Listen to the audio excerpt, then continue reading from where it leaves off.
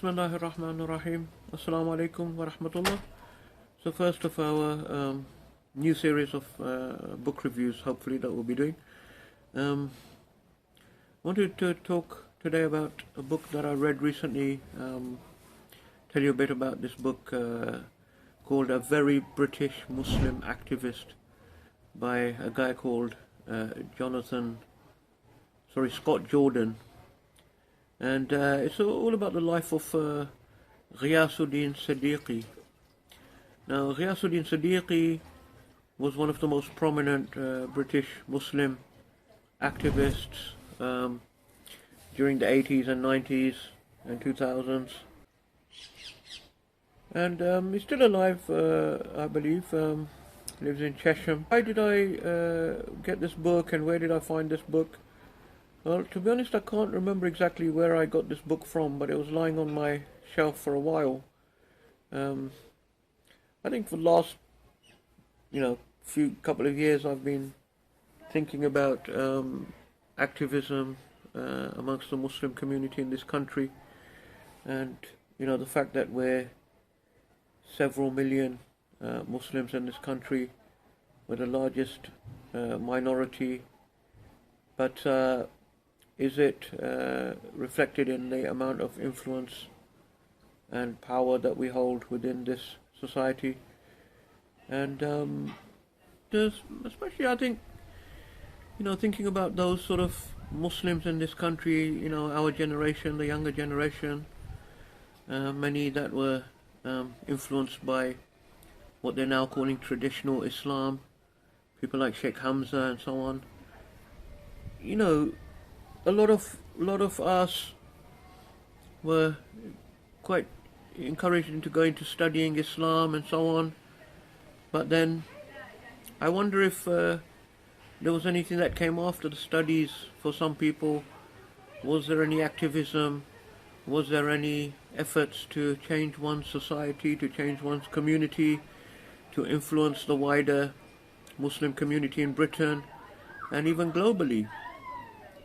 Or were these people really deactivated in some ways, if that's the correct word to use? Anyway, so I was thinking about these things, and it would be important to read up a bit about those Muslims that were in our community that were very active in recent years and decades, and what their experiences were and so on. So I think the book was lying around on my shelf for some time, and then I had a few days off work and I decided to have a look at it, and I read it, and it was a very worthwhile read, I think.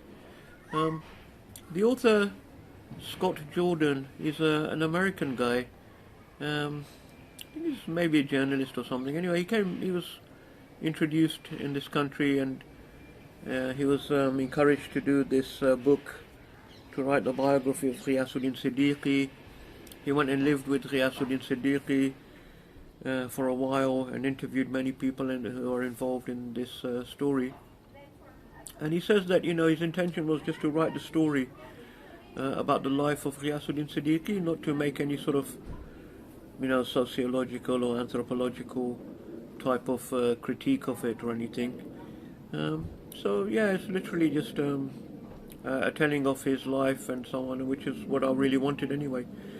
And however, the author does tend to go on a few tangents where he starts talking a lot about his own ideas and opinions about the situation of British Muslims and so on. Some of that can be quite interesting, some of it can, to be honest, be a little bit of a tangent, and I actually had to skip a few pages at one point where he went on to a long rambling of his own.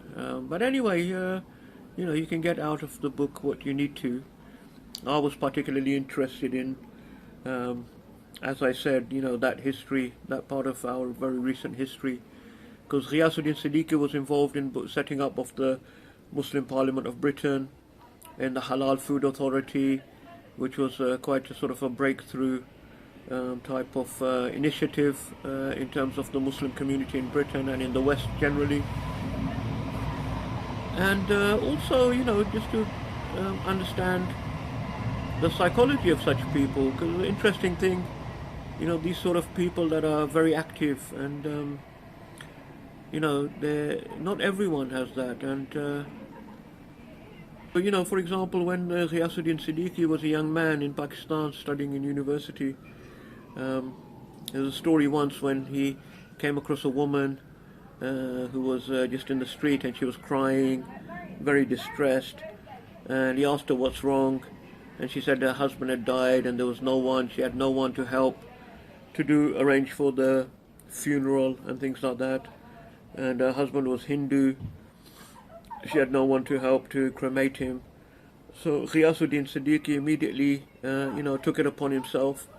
He went back to university, got some of his friends together, told them about the problem. They all got together. They got they helped to get the body to the nearest Hindu temple, and then they had it cremated, and everything was done according to the religious ceremonies and so on. So it just shows how these sort of people, they're quite a rare breed of people who, it seems to be almost in their blood, this idea, this sort of, they take on the problems when they see problems, or when they see injustice. They are sort of active. They have this compulsion to do something about it. And not only that, is they then also activate other people. He goes back, he gets his group of friends at university, he goes to the Hindu temple, he motivates the priest and everyone to get things going. So these sort of people, not only they feel that injustice themselves, they also then are able to get other people enthused and working and getting things done. So it's fascinating, what gives people this type of drive from such an early age. Anyway, later on, Ghayasudin Siddiqui comes to England as a student initially, but he ends up settling down in England and stays there for the rest of his life. And during his time at university, when he's doing his PhD, he attends a lecture in one of the London University Islamic Societies, a lecture by Dr. Kaleem Siddiqui. Both their names are Siddiqui, but they're not related. Dr. Kaleem Siddiqui is really one of those people, a very prominent, one of the very prominent British Muslims as well of that period. And Ghayasudin listens to the lecture and becomes quite inspired by the speaker, who's speaking about the oppression of Muslims around the world, and he's talking about Islamic revolutions and Islamic states. Don't forget, this is the days before 9/11, when it was still, people were still talking about these things without feeling paranoid that you're going to be labelled a terrorist or anything like that.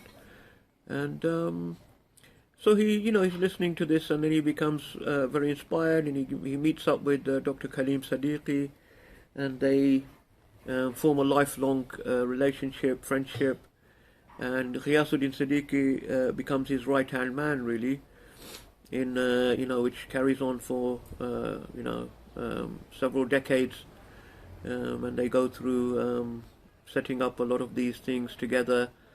The Muslim Institute, they work on this news and political analysis magazine, Crescent International. Later on, they set up the Muslim Parliament of Britain, and so on. So Ghayasudin Siddiqui is pretty much working very closely with Dr. Kaleem Siddiqui. Kaleem Siddiqui is really the sort of the leader, the thinker, the visionary,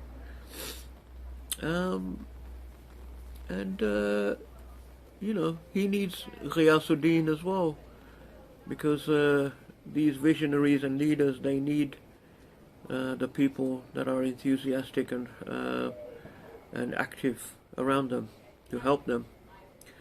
So the interesting, slightly funny things is, the book describes how Ghayasudin lives in Chesham, Chesham, if some of you may know, a nice, quiet, quite affluent village on the just outside the suburbs of London, in the Cotswolds, where people like David Cameron and these guys live.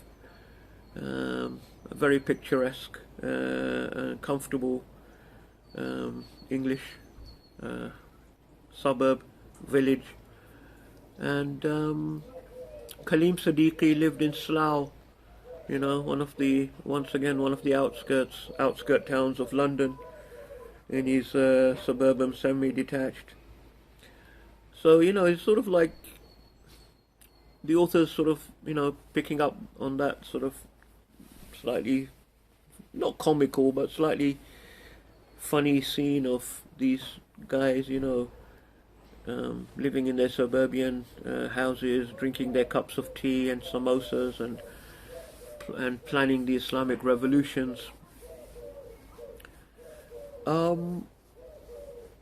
Interestingly, the other thing is, as things develop, they set up the Muslim Parliament of Britain, and the idea is what I was talking about earlier, really, very similar to some of the things that I'd been thinking about myself. So their idea was, how can we give Muslims in Britain a voice? How can we harness the power of the British Muslim community? Because in some ways, Muslims in Britain are placed, because we are in Britain, we have a unique place within the global society, a unique place of ability to influence not just things in Britain, but also for Muslims around the world. And how can that community be mobilized, organized, and directed towards being able to exercise this influence and power that is potentially there but not being realized? And so this was their thinking and what they were trying to achieve as well. And so the Muslim Parliament of Britain, I think, was quite a phenomenal initiative, because it really created a lot of interest amongst Muslims and non-Muslims around Britain and around the world. The British government noticed it. They noticed it because Kaleem Siddiqui and these guys had already become quite prominent with their activism and work. But to set up something called a Muslim Parliament of Britain, the name in itself was carefully chosen, and it has an impact itself. So the British government, in order to counteract this potential representative body of British Muslims, the British government acted, and it set up an alternative body. It sponsored the setting up of the Muslim Council of Britain, with precisely that